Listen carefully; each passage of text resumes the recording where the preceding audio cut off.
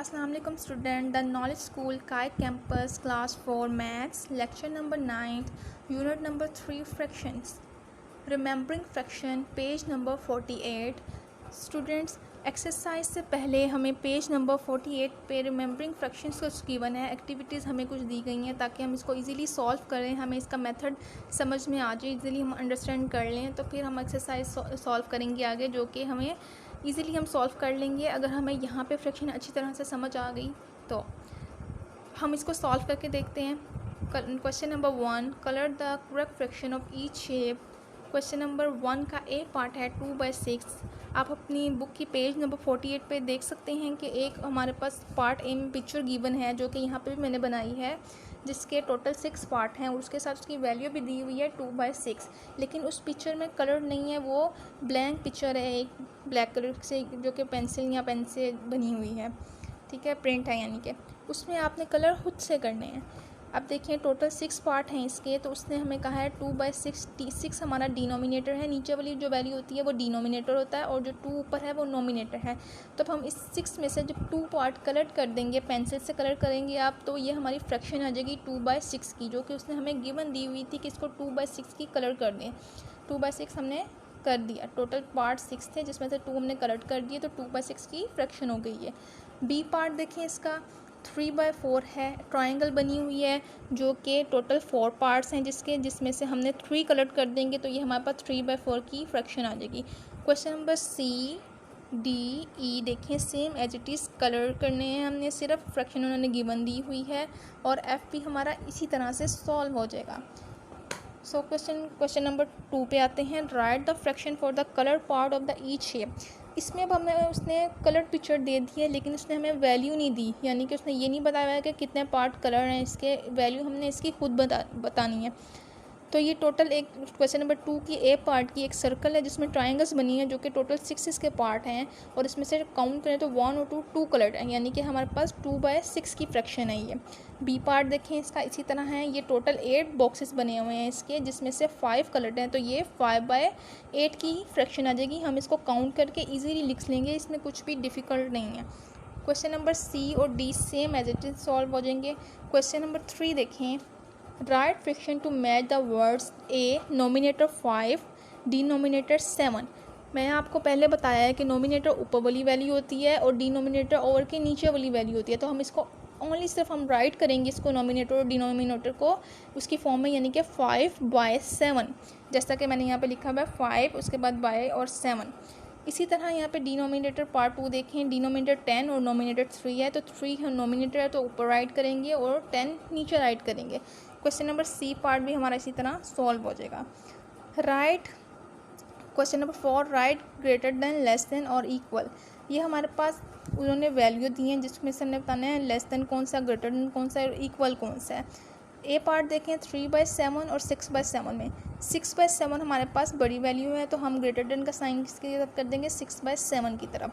B part में 5/8 और 3/6 है, तो 5/8 बड़ा होगा क्योंकि नीचे 8 का नोमिनेटर बड़ा है। आप इसको डिवाइड करके देखें दोनों को, तो हमारे पास 5/8 वैल्यू बड़ी आएगी। सो हम 5/8 की तरफ इसको ग्रेटर देन का साइन दे देंगे। सी 5/8 5/8 दोनों नोमिनेटर भी इक्वल, डिनोमिनेटर इक्वल हैं और वैल्यूज़ भी सेम हैं, तो इसमें इक्वल का साइन आ जाएगा। डी पार्ट भी इसी तरह से सॉल्व हो जाएगा। क्वेश्चन नंबर 5 देखें। Right in ascending order.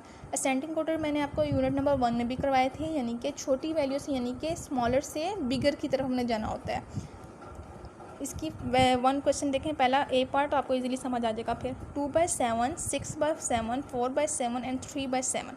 इसमें हमने देखना है सबसे स्मॉलर वैल्यू कौन सी है, सबसे स्मॉलर वैल्यू 2/7 है, तो सबसे पहले हम 2/7 राइट कर देंगे। 2 के बाद 6 है जो कि बड़ी है, 4 भी बड़ी है और 3 उसके बाद आ रही है, यानी कि 2/7 के बाद हम 3/7 लिखेंगे, फिर 4/7 लिखेंगे और फिर 6/7 लिखेंगे।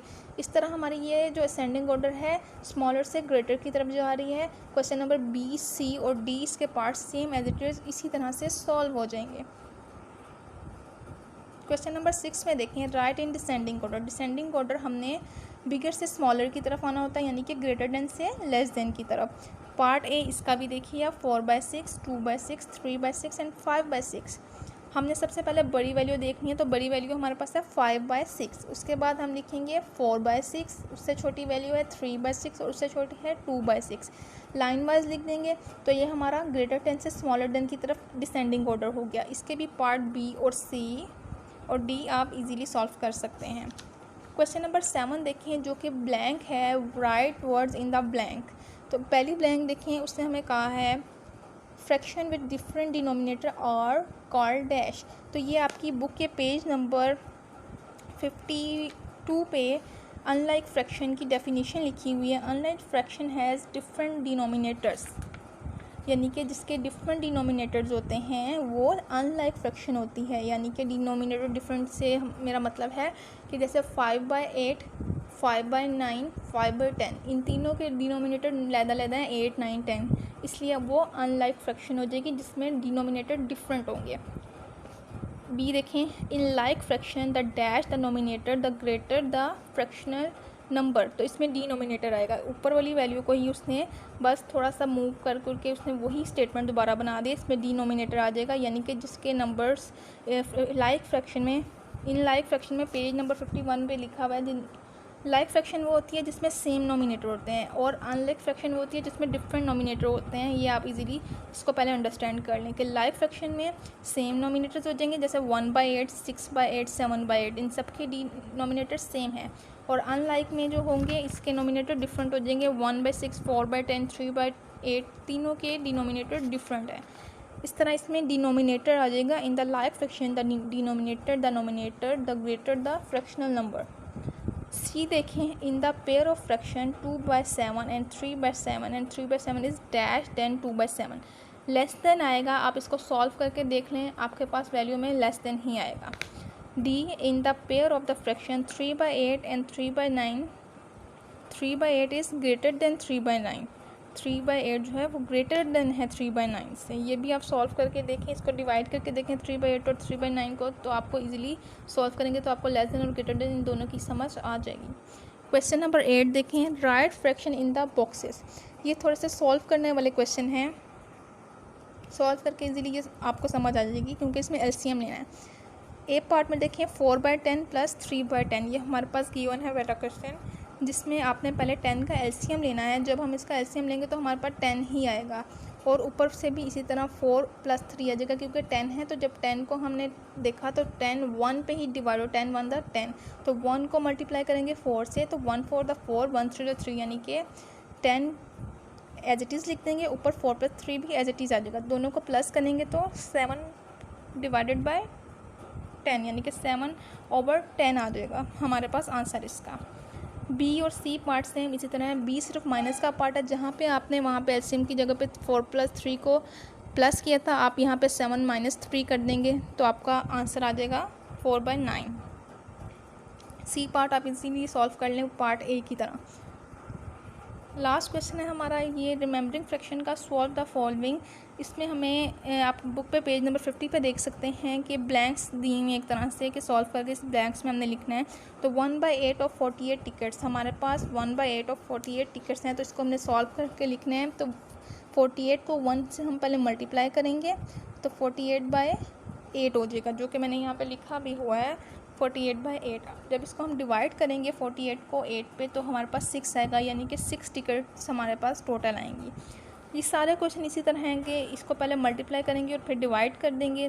क्वेश्चन में भी देखें 1/6, 2460 को जब हमने मल्टीप्लाई किया तो 2460/6 आया और इसको डिवाइड किया तो 410 किलोमीटर आ गया। Question number C D same इसी तरह से हो जाएंगे। सो स्टूडेंट्स, यहाँ पे हमारी रिमेंबरिंग फ्रैक्शन कंप्लीट हो रही है। हम अपनी नेक्स्ट वीडियो जो बनाएंगे उसमें हम इसकी एक्सरसाइज स्टार्ट करेंगे।